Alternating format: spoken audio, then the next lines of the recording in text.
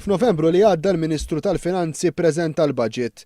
L-Oppożizzjoni Laburista kienet kritikat dan il-budget minħabba li kien ottimisti żejjed.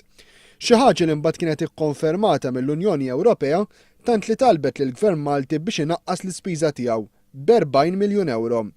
Xi ħaġa li l-Gvern kien kostrett li jagħmel u biex għamel dan huwa beda jnaqqas il-fondi lill-Kunsilli Lokali u l-ispiża fuq il-ħaddiema tal-Gvern.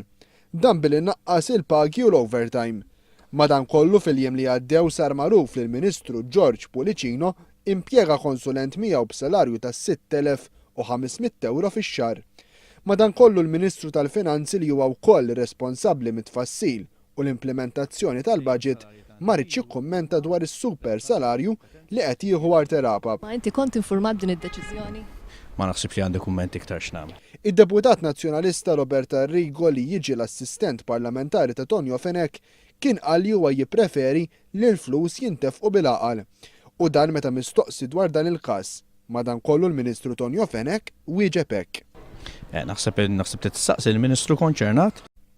Il-Ministru George Pulicino ġustifika dan l-impjieg għaliex skontu Arterapap mhux ser jitħallas tal-overtime li se jagħmel.